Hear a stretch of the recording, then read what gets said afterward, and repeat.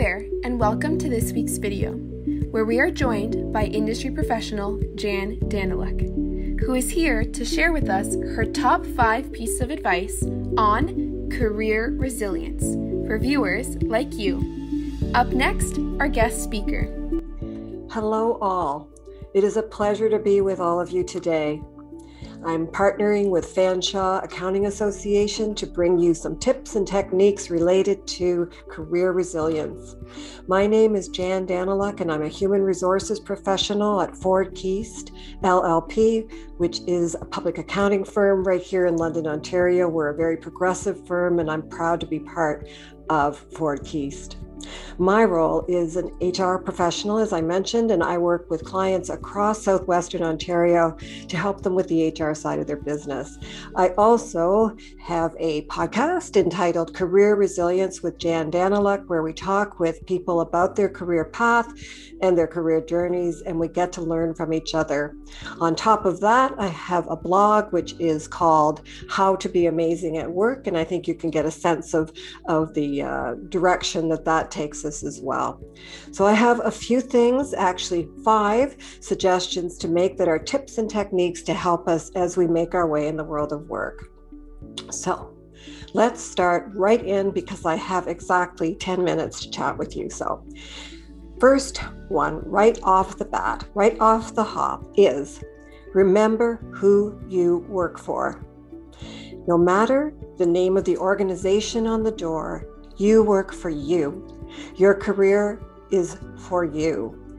And even though you work with a variety of bosses and supervisors and mentors and coaches, everyone that you work with throughout your career, these are people that care about you, but no one cares about you and your career like you do. You get to own your career, and that is so important to remember.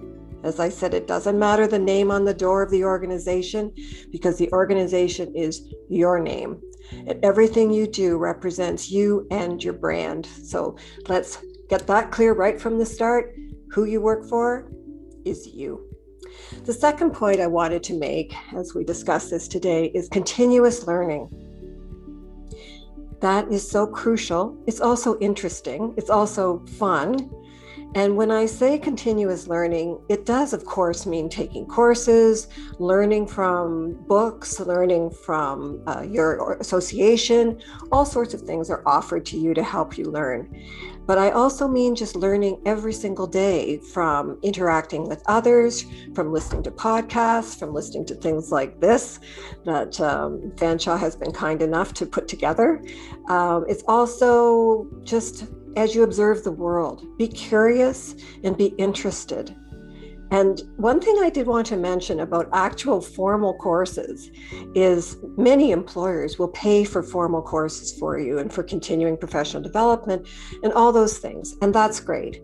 But don't wait for someone to come to you and say, here's this course, I'm suggesting this course, and I'll pay for it. Occasionally, you might have to pay for a course yourself, but if that's going to set you apart and help you learn, then that's okay. That's what we do. We continue to develop ourselves, because who do we work for?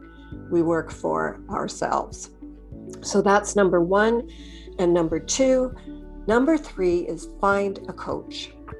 Throughout your career, it is so helpful to have someone who is just about you, who cares about you and your development, and who will give you the time to listen to your concerns, listen to your ideas, listen to your goals within your career.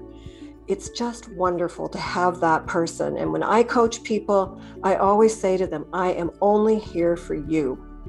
And I think that that's what a coach is, a person that's there for you.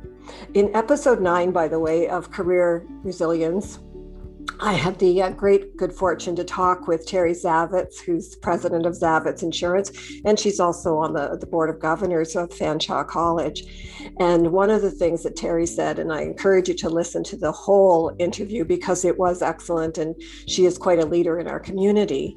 And one of the things that she said is that she has always had a coach throughout her career.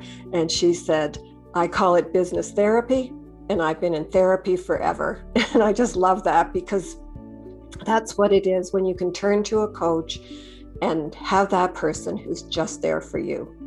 So those are our first three. We talked about who you report to, who you work for, that is, and that's you. Second is the importance of continuous learning. The third is get a coach. The fourth point I want to make is to love what you do. Now, this is frequently tabled as do what you love, but I'm switching it around a bit to saying love what you do. And there are aspects of your job that you will love. There are aspects of your job, regardless of what job it is, that you will not love. That is life. That is what work is. But if you love what you do, then things will grow out of that. And I can tell you of many times in my career where I got into a job where I thought, oh my gosh, what have I done? I don't want to be in this job, but I've made a commitment.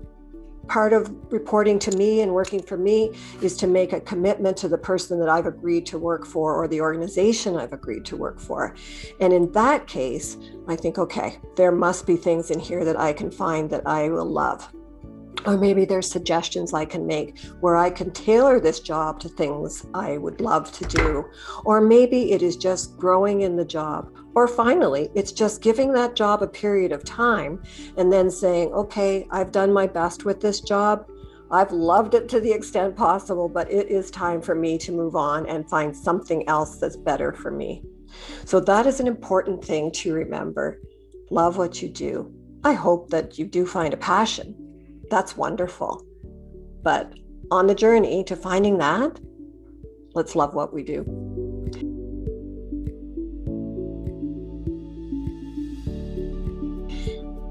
The final point of my 5 is I will tell you, it is the secret of success. So that's pretty exciting. In 3 steps, the secret of success. And the first thing to do is always say please. Now, please, of course, means that you're asking politely, that you're being that kind of person who has respect for others. So say please. The second thing is say thank you. If somebody does something for you, or you just have an opportunity to show appreciation, then that's a great opportunity to take. Let's show appreciation for each other because we're all human. We're all in this together. And if you're part of a team, you're even more of all of this together. So that's the second part. Say please. Say thank you. And the third one in my secret of success is always do what you say you're going to do. That is so important and so wonderful. When you have a person that always does what they say they're going to do, then you can relax into that, because that means that you can rely on that individual. You know that they're going to step up and they're going to do things for you. And also, of course, it's the other way too. When you do what you say you're going to do, that is going to mean so much to the people around you, because they will say, you know what? She always does what she says she's going to do. And that means get it in on time, have suggestions, say, you know what, I got this delay and I hope you don't mind, but it's going to be a day delay. But at least we know that we're working with a parameter and we're working with someone who does what they say they're going to do. So say please, say thank you, and do what you say you're going to do. So I want to wrap that all up, all those ideas, that we report to ourselves, that we are curious and we educate ourselves, that we have a coach through life, and that we are the kind of people that love what we do and find things to love in what we do, and that we say please, we say thank you, and we do what we say we're going to do.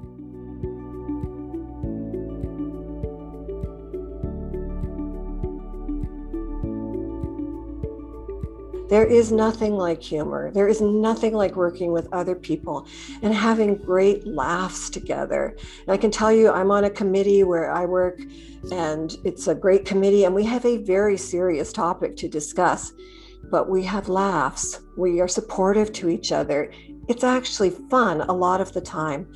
And given the amount of time in our lives that we spend at work, let's have some fun with it. Why not? We get to do it anyway, and we're lucky to have jobs. So let's have some good times with them. So I think that wraps up what I wanted to say today. Again, I did want to thank the Fanshawe Accounting Association for inviting me on to do this. It is such a pleasure. I appreciate every time I get to connect with people. I hope you will connect with me. I'm on LinkedIn. You can find me there. My podcast is wherever you get your podcast. And I'm also on YouTube. So Career Resilience with Jann Danyluk. And the whole point of this is to help each other. Thank you. And until we meet again. Thank you, Jann, for your time and for sharing with us your secrets to success, along with your tips on how to be resilient in our future endeavors. Thank you to those of you who are watching, and we hope you leave inspired and ready to be resilient. Have a wonderful day from the Fanshawe Accounting Association.